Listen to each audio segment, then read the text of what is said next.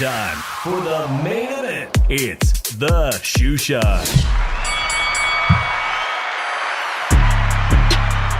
All right. ¿Qué onda, vatos locos? I hope you did all your crying. Everyone that needed to let one out this Saturday night. It's your boy Dave from the 408, coming to you all the way from my podcast studio in San Jose, Califas. And joining me always for another edition of the Shoeshine is my co-host all the way from the city of brotherly love, Mr. Philly Irish, Drew Evo. ¿Qué pasa, homie? What is going on with you?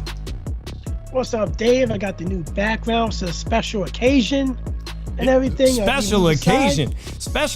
I'm confused. What is the special occasion? Because I know that we both picked Canelo winning this past Saturday night, and we both got it majorly wrong, as most pundits did. I'm gonna be honest. I'm glad I'm wrong this time. You glad? I'm glad I'm wrong this time. You're glad you're wrong this time. Oh man. And you know something? It just was last Monday that I was talking shit on this Boxing News 24 writer, laughing at the guy because he predicted that Bivol was gonna put on a masterclass clinic in defensive wizardry a la Shakur Stevenson. And I was laughing. I think I even got you laughing. But boy, I was wrong, and I gotta eat my words because this guy was 100% spot on. 2 weekends in a row, your boy Dave from the 408 was at the Valdez versus Shakur Stevenson fight. Team Reynoso came up majorly short, but nobody, well, that's bullshit. Come on, if you watch enough boxing and you're a pugilist and a fan, you know that things like this happen, and you know that Dimitri Bivol was no cherry pick. Dimitri Bivol was absolutely one of the best champions in the light heavyweight division, a tough test. I even said it on Twitter that only casuals think this is going to be a walk in the park Saturday night. And no walk in the park it was. Let me say real quick, saludos to everybody joining the Shoeshine. A shout out to everyone from the HCP family, D-Styles, and of course Maestro. Drew, did you see all the work Maestro was doing in Vegas? Yes. Stellar work, man. I mean, he had it right because I went out to Vegas trying to have a good time at the same time, but he not only did he go out there to have a good time, but he was on point with everything, covering the press conferences, covering the streets of Las Vegas, the Strip, getting people's reactions, post-fight reactions. It was stellar. It was great. So let's see who's up in the room. JC, saludos. Thank you for joining the Shoeshine. Tony Boswell is in the house. Sonteo Media, homie, what's going on? D-Style Boxing, thank you so much. El Chido Boxing. And by the way, Drew, after the fight, I had a great time for a little bit with you. Speaking of HCP, Al Chile's Chicano Boxing. Was everybody drunk or what, man? I wasn't drunk. I was sober as hell when I was talking. And I enjoyed that back and forth banter. I had my camera off for a little bit, for the entire duration of when I was on, man, because I was in no shape to be seen on camera, but I'm gonna crack open a cold one. And so we both got it wrong, but let's talk about the significance of losing on Cinco de Mayo, because my mom actually, and shout out to my mom if she's listening, actually was in the house, Drew, a first ever for her to see. And she was stunned just as much as most Mexican fans out there in the audience, Drew. In fact, she told me that she couldn't believe people were throwing bottles down into the ring. So oftentimes the camera crews like The Zone, they don't capture that response, right? They don't want people to see the shit show it is after your favorite fighter loses, or they think you didn't show up to fight. But what's up with that, Drew? Are my Mexican fans fickle or what, man? To be throwing shit at Canelo because he lost, he came up short? Yeah, they're kind of bitter right now. What else can you say about it? Like, it's not all. It's like 9 years ago, last time they saw Canelo got taught a boxing lesson. So, or the only person to put on a boxing lesson to Canelo Alvarez in the past was, of course, Floyd Mayweather. And I don't think a lot of people predicted it, but here Tony Boswell in the chat says, hey, I picked Bivol, and I understand why a lot of people picked Canelo as well. And you want to know who bet pretty damn big, and he always bets big against Canelo, is Floyd Mayweather, man. $10,000 ticket at the Silverton, and you can see what it paid out. Floyd Mayweather making that decision that, he thought Bivol was going to win, and it paid off handily for a lot of people. I myself lost money on the Stevenson fight. I put money on of course, the opposite of Shakur. I put that on the Mexican homeboy Valdez and came up short, but it was just $100, not $1,000. All right, guys.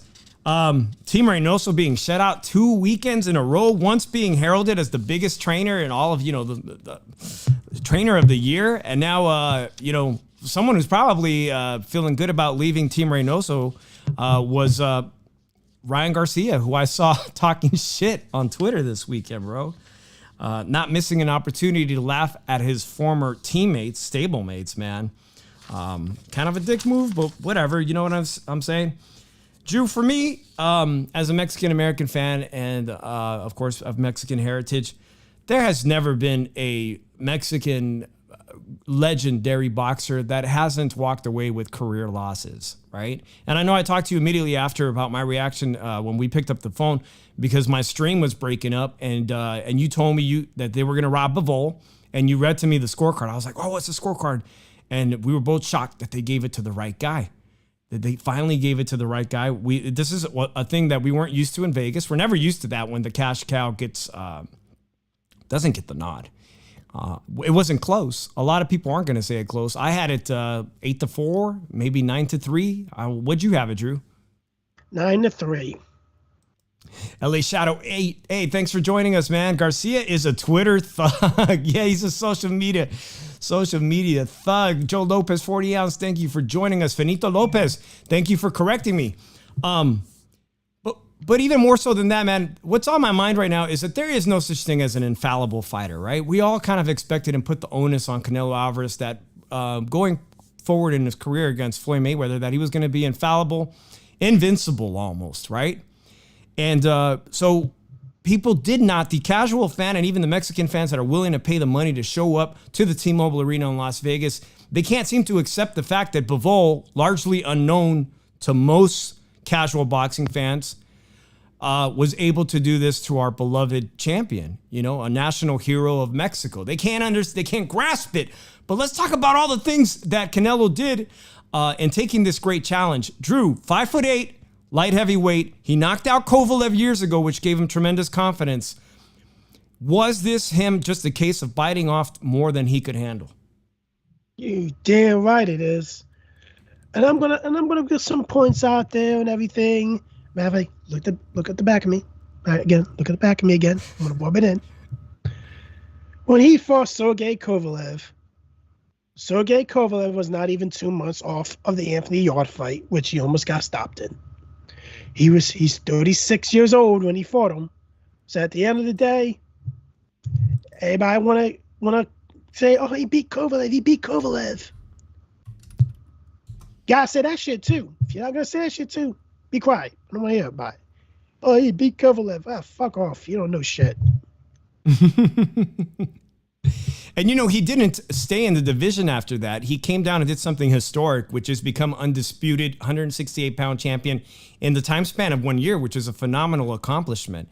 Something that's a very few handful of fighters can say that they're undisputed. We're about to have undisputed this Saturday for 154 pounds. Maybe we'll finally get an answer to that one. But the fact remains that Canelo is still the undisputed champ at 168. I'll say this.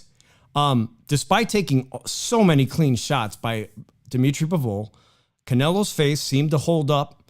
And Dimitri Bivol looked like he wasn't even in a fight, to be honest. Both stellar granite chins by both guys. Yes or no? Stellar granite chins. I can't say that Canelo Alvarez was hurt at any time. Maybe his legs looked a little shaky in the later rounds once or twice when he got countered. But Drew, this guy is just too strong, equally fast, if not faster, and had an answer for everything Canelo threw, man. Canelo landed single-digit punches, something I haven't seen in a very long time. I've got the punch stats here, and this is incredible. Canelo Alvarez, rounds 1, 2, 3, 4, 5, single-digit punches? And what about the use of the jab, man? Mike Tyson, did you see Mike Tyson's response about this, Drew? Nah, I didn't see Mike Tyson. Okay, because he had some really good basic points for people here. Let's just put up what Mike Tyson had to say here.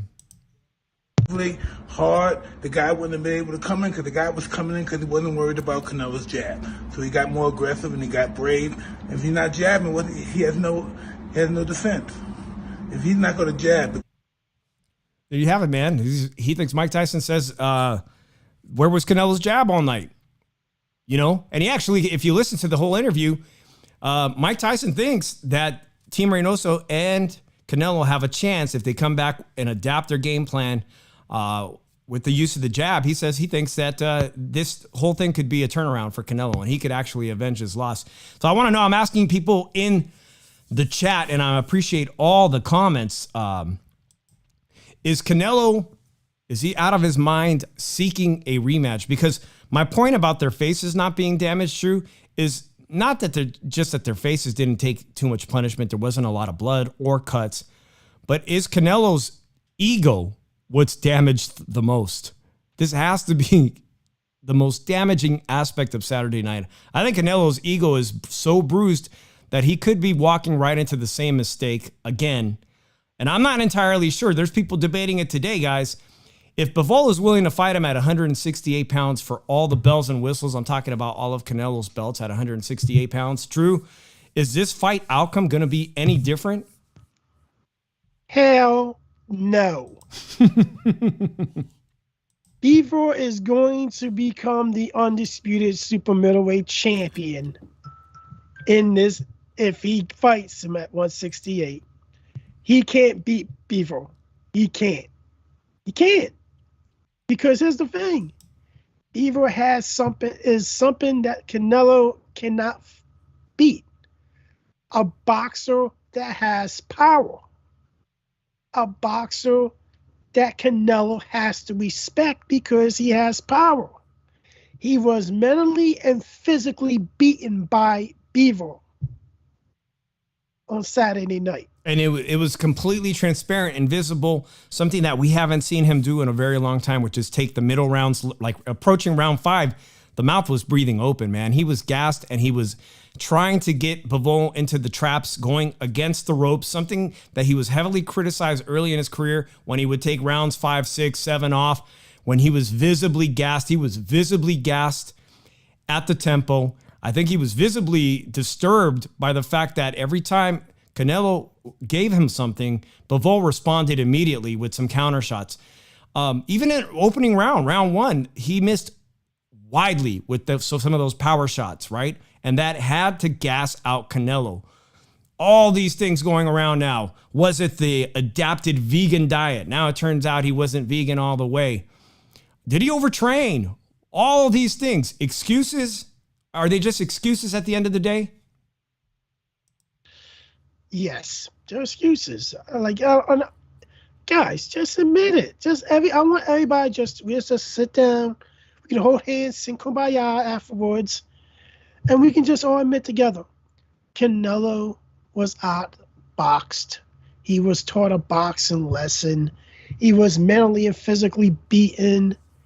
He lost to the better fighter, period. I don't want people to stop with this BS excuses. He lost. Sonteo Media homeboy. Sonteo Media, shout out to him. He says, if Bivol's manager fumbles the negotiation for the rematch and asks for too much, Canelo can easily go the GG route. I, for one, and I know I'm going to get a lot of backlash and continue, am supportive of seeing Triple G, Gennady Golovkin resolve the trilogy this September. I don't want to see Canelo rematch with Bivol immediately. I don't know what he's thinking, taking the immediate rematch clause. And also, he's got a great point, Sonteo, that Bivol has made it very clear and evident as of today that he plans on getting paid what he feels is the appropriate value for the rematch. Where we could be talking about if Caleb Plant got $10 million and this guy beat Canelo and Canelo really wants to avenge that loss, what 15. is it going to cost? How 15, much? 20. $15 to $20 million. But Canelo really should rebuild himself at the weight class he's most appropriate for. And I say, what better way than to, Go against your arch nemesis, Gennady Golovkin, who just had a very impressive win against the other middleweight champion in Japan at 40 years old, still looking great, still looking, and also willing to go up in weight for the very first time. Let's take a phone call, guys. By the way, if you want to get on this conversation, my phone line is open at 702-710-3627. We're talking about the Canelo versus Bivol fight. The 5 and Dime. Tap in. You are on the Shoeshine. Hey, what's up, Dave? What's up, Drew? How you guys doing? Nando over here. Nando, ¿qué pasó, homie? So how did you see this fight? How do you see things going in a potential rematch? You know what this fight reminded me of? I don't know how many people actually, like, you know, were, like, old enough to remember watching that fight live, but it kind of reminded me of Tito versus Hopkins, right? Because at the time, Tito was kind of, like, running through the divisions, knocking everybody out, and people were talking about he was going to get right through Hopkins and move on to Roy Jones, right? And Hopkins kind of put a stop to that. And I think Tito and Canelo kind of fell into the same trap of being overconfident in their power, kind of losing their fundamentals, you know? So, I mean, even though Canelo didn't get knocked out like Tito, he got dominated, right? He got dominated, but, you know. He didn't get knocked out. That's a great, valid point, man. This wasn't really an ass whooping. It was a combination of his defensive wizardry, outclassing him as a boxer, making him land single digits in most rounds. I mean, it really was kind of a schooling. It wasn't an ass whooping in my books. But you made this great point about Hopkins. Not only did he stop Tito, but he stopped Oscar De La Hoya via knockout, right, Drew? The famous body shot to the liver when Oscar De La Hoya bit off more than he can chew, moving up to middleweight. You know, one weight class too many, right, Nando? It happens, man. You know, and I know a lot of people that never really cared for Canelo, kind of like, you know, used Bivol as a surrogate for Triple G, right? Like, you know, I thought he wasn't as good as everybody was saying he was. And, you know, it's one loss. You know, if it was like a football game, you know, people wouldn't be talking that much shit. It's one loss. They'll come back from it. And I do agree with both of you guys. I would not like to see the rematch immediately, you know. I like to see maybe Bivol take on Zurdo. And maybe, like you were talking about, Dave, see Triple G in Canelo in September, you know? And maybe we can revisit the rematch between these two later on next year, you know?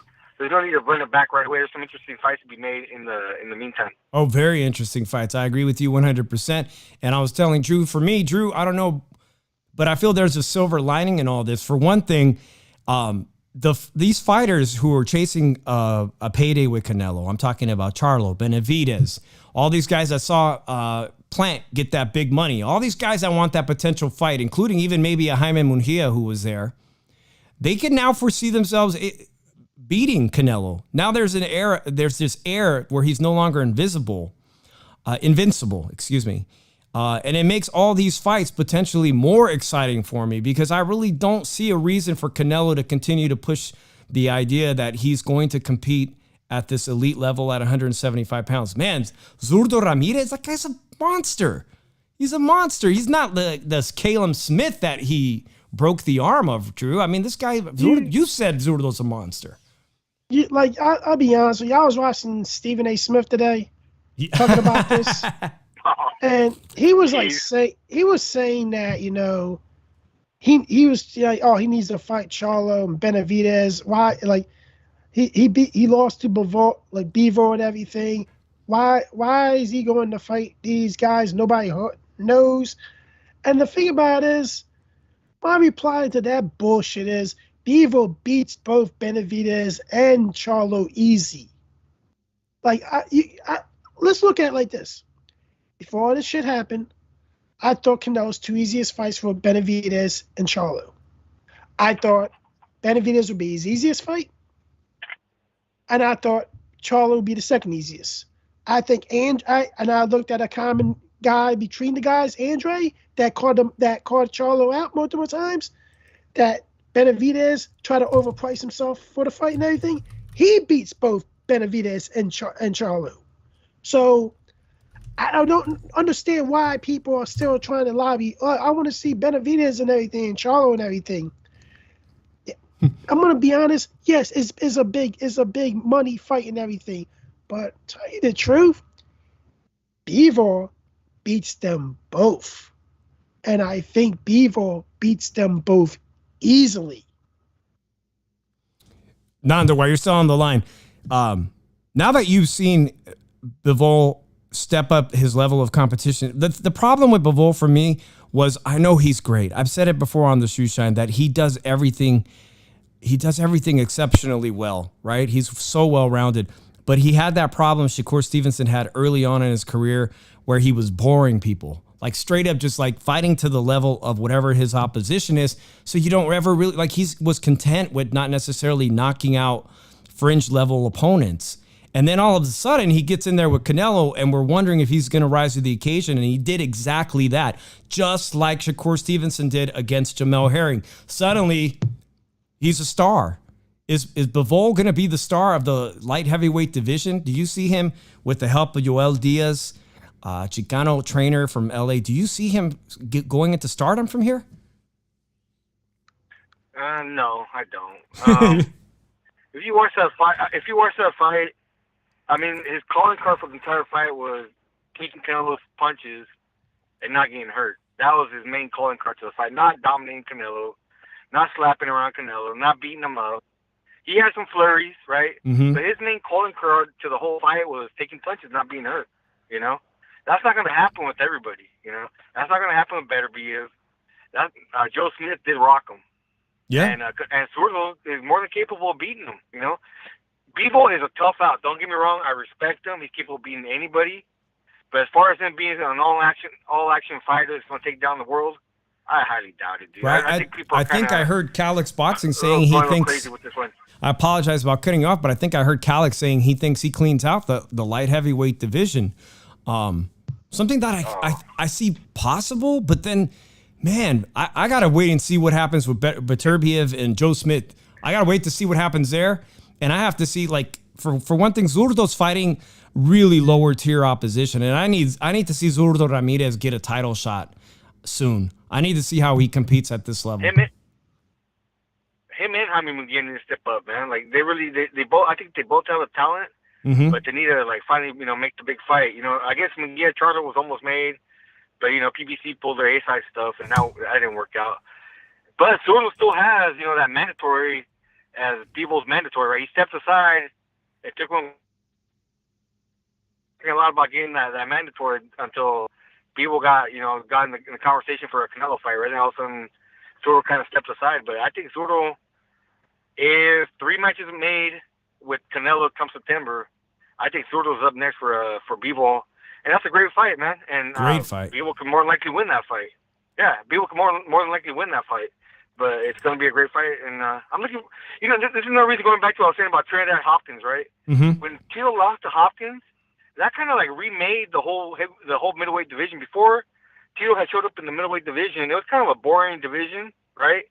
Then all of a sudden he loses to Hopkins. Hopkins becomes a big name, and then we get a lot of people going up to middleweight. We had Winky, we had Jermaine Taylor, we had Kelly Pavlik, and it made for a lot of good fights.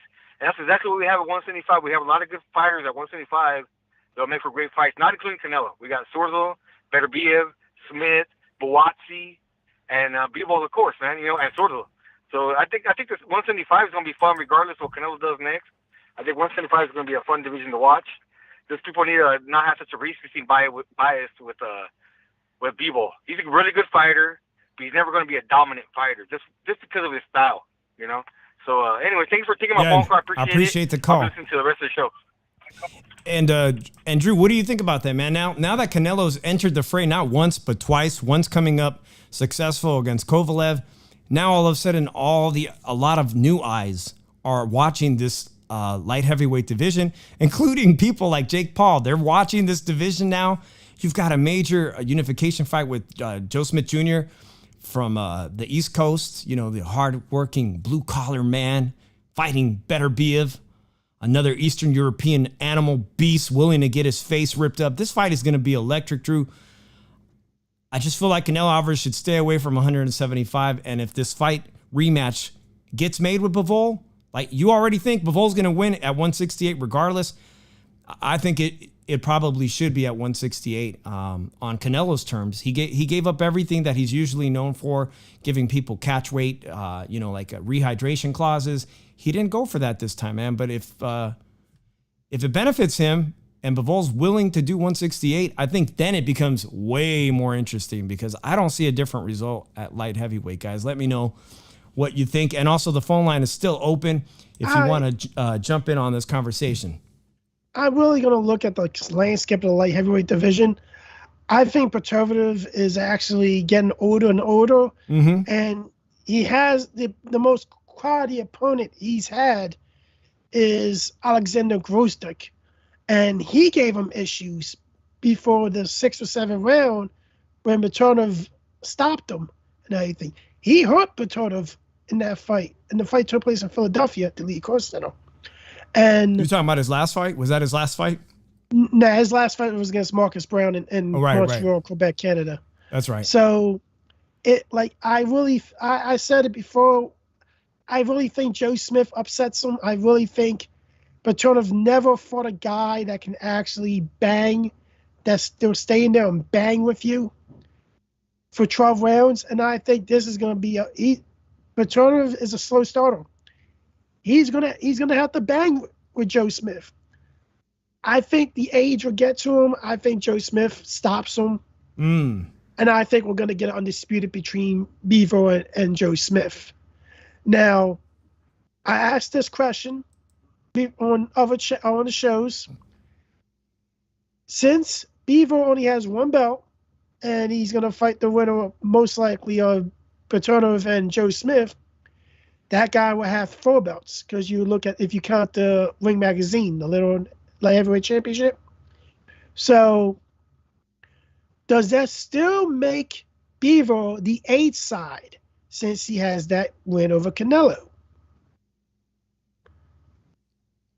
I think it's more interesting. I think so. We're talking about the Joe Smith fight coming up against the other animal, Arthur Beterbiev or Beterbiev, however you'd like to pronounce his name.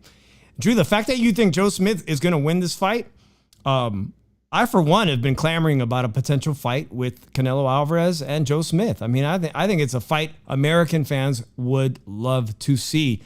If he does win, man, I could just theoretically see Canelo wanting to chase that title against Joe Smith. A fight, I think, in this time, he wins. I think he beats Joe Smith handily. He outboxes him. I thought about it before. And I thought that he could win, but I'm going to be honest with you.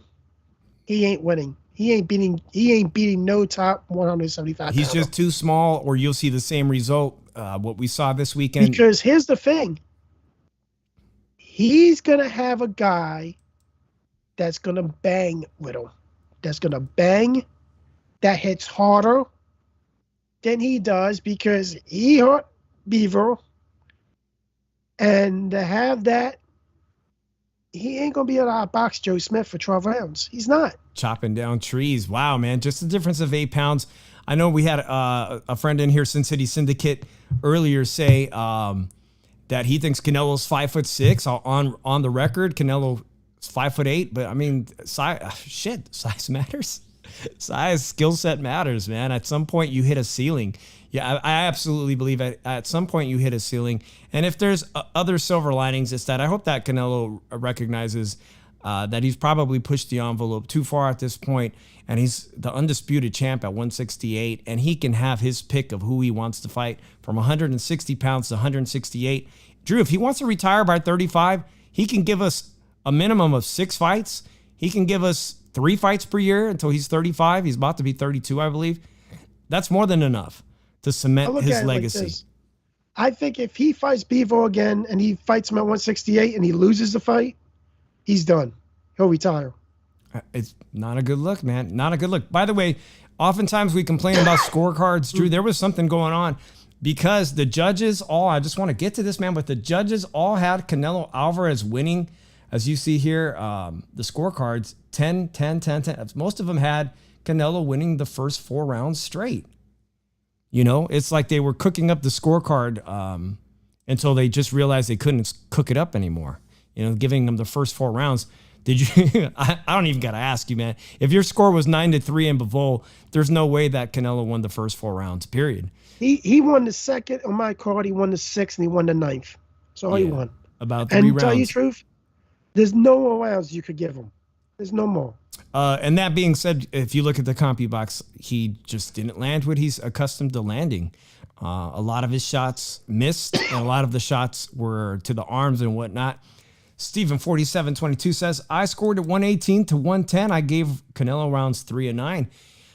Even wider than that, just a couple of rounds. I thought it was questionable 9-3. It doesn't matter, right? 9-3 or 8-4.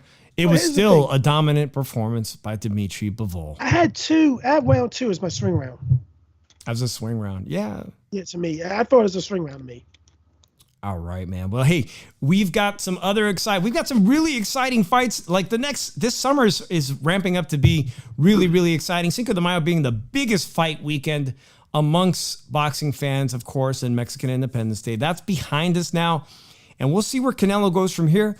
I always thought of Canelo after that loss to Floyd Mayweather, Drew, as Canelo 2.0, one where eventually his run was going to have to stop if he took it too far. And he's going to rebuild himself again. And we'll see how the rest of his career plays out. I'm sure we're going to see Canelo 3.0, the third version of him. And he'll take away something from this loss. Hopefully he's humbled a bit and comes away stronger for it. And we'll continue to see successful big cards for Las Vegas like we did. I'm actually concerned that he won't pick Nevada, Las Vegas for the September 16th fight. Maybe he'll want a hometown advantage in Guadalajara or Mexico City or somewhere even friendlier like Dallas, Texas. But this weekend Showtime, not only do we have the 154-pound rematch between Charlo and Castaño, but one of your guys from your hometown, Drew, is on the card again, and I'm talking about Boots Ennis. You know, we've seen a string of 147-pound people like Conor Benn recently. He's being compared to these up-and-coming, exciting 147-pound fighters. We just saw Errol Spence with a dominant comeback win, looking great. And Boots Ennis has to impress this weekend in LA. Do you know anything about his opponent? Are you looking forward to see what he has this Saturday? I'm looking forward to it. I'm looking forward to always seeing Boots Ennis fight. Like I have to do my research on the opponent, but I think it's an IBF eliminator. So he's likely going to take on Spence, or, you know, if whoever's undisputed, if there's going to be an undisputed fight. So, you know, at the end of the day, you know, it's just, you're going to find out. You're really going to find out what Boots is made of in the next couple fights and everything. I hope that Boots, you know, really knocks the dude out and shows that, hey, I'm going to be a force to be reckoned with. You know, maybe it pushes all Spence to push Terence Crawford fight aside and fight Boots, which I think it's a mistake because I really believe people are overlooking Boots. So, guys, I don't think we're going to see undisputed at welterweight. I just don't see that. So, and I know, I'm sorry to let you guys know. Everybody wants to see it. Everybody wants to see Bud Crawford versus Spence. It's the fight most fight fans are clamoring for. We're all asking, when is it going to finally be made? We've debated on HCP's roundtable. Are we going to get it this year? And I feel like that was 2 years ago. We've been asking, are we getting it this year? Are we getting it next year? Bud Crawford tweeted out this weekend after Canelo loses, I guess I'm number one now on the pound for pound list. He should say less about that. He's not the pound for pound number one. He's not the pound for pound number two. He might be the pound for pound number 3 or 4. Well, I thought his argument was about as lame as, I mean, if Canelo Alvarez was number one and Bivol just beat him, well, shit, isn't Bivol number one? I mean, right? You just beat the pound for pound fighter. You know, Bivol makes top 5, in my opinion. But I tell you the truth right now, if you're going to put somebody as a pound for pound number 1, it's Alexander Leroy, the AJ killer, potentially the future undisputed heavyweight champion of the world, Alexander motherfucking Usyk. All right, I'm going to show this little clip that they've got on Twitter for the fight this upcoming Saturday. Drew, I'm actually surprised that the first time around that it was a draw, man. I was disappointed with this. I thought Argentina deserved to have an undisputed champion the first time ever in Argentinian history. I actually thought that Castaño was robbed. Just flat out, man. It was a robbery. He should have been the undisputed champion, but here we go. He was open to the rematch. Of course, he wants it. But I'm going to go out on a limb here and say that he actually does poorer the second time around, just like Charlo did against his rematch with Harrison. They've got that mean gene in them, man. They've got something in them that makes them go back to the drawing board and make those adjustments. And suddenly Charlo knocks out Harrison the second time around. This is a guy who did not like to taste the defeat. And while I think Castaño earned the first victory and was robbed, I think Castaño comes in possibly looking the worst of the two, and Charlo picks up the victory this Saturday. Am I crazy? Talk to me. I scored the first fight 9-3 for Castaño. I thought it was a robbery. I don't think it's going. I think Castaño's going to win the rematch. You think more of the same? I think he's going to pressure him. I think he's going to be more of a pressure fighter. I think he's going to try to cut the wing off and impose his will on Charlo. I just can't see Charlo having a better game plan. Like his game plan last time was bad. It was a bad game plan. He was just gifted this draw and everything. But he clearly lost the fight. But yeah. I just see Castaño winning this fight. I really see him winning this fight. I just see more of the same strategy, but him cutting off the wing a lot more. So. Well, Steven 4722 says that I had Castaño winning the first fight 115-113. Actually had Castaño winning by about that same margin, but I got Jermell winning the rematch by unanimous decision. I just think strongly that from what I've seen with him, that he's going to make the adjustments. And I think actually Castaño, that was like the most perfect. That's what Castaño is capable of, and he executed it 110%. And I don't think he comes back with that same fervor at 110%. And if he does, I think this time around, Charlo's going to be ready for it and has been making the adjustments and preparing for it. And I think we'll see something similar to what happened versus Harrison. And this time, he comes up the victor. Let me know what y'all think. Sarah H., thank you for coming in the building. Appreciate you for joining us. Stephen 4742 also follows up. If Jermell can stay off the ropes and fight behind his jab, he will win. And that was a big mistake. Even in that clip, you saw him hanging out on the ropes too much. And it could have just been like the same thing with Canelo, man, where he had to take some of those rounds off by hanging out on the ropes because that pressure was intense. I want to thank everybody who is in the room really quickly that follows us on my Las Vegas adventures. Mom Food, MC High Life, Sarah H. Thank you guys for joining us. And Drew, did you see that video that I produced for my homegirl Rhonda? Yeah? Not your cup of tea? Funny? What you guys are talking about? You guys are talking a lot about sex and everything. Like, damn. Like, yeah. Did anything happen? Did she get into anything that night? Well, that's up to you to follow the series. You're going to have to follow the series. Like, the thing about it is, did she get some flavor in that night? Oh, man. You're going to have to follow. You might have to follow her channel and see what happens on the next episode. I appreciate that, Drew.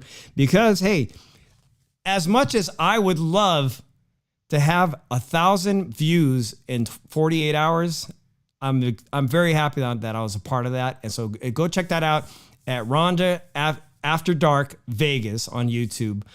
We did more than 1,000 views in 48 hours. And I would like for our own show to get 1,000+ views in 48 hours. We could do it, Drew. Especially when you get to look at this beautiful face that I got. Look at that with that wonderful backdrop. Like, come on now. You guys are really, some of you guys are really need to step up with the views. I putting myself up every week for you guys. Yeah, and by the way, I'll put this nice slow music on. If you're interested, Drew's social media handle is right there at Drew Evo on Instagram. You can send him a DM, ladies. Now, I'm excited. I'm excited for the future. The summer that's coming up is right upon us, Drew. Memorial Day weekend is right upon us. Some fantastic fights. I think I'm going to try to actually get back to Vegas for Memorial Day weekend. Jamel Herring is fighting at Resorts World.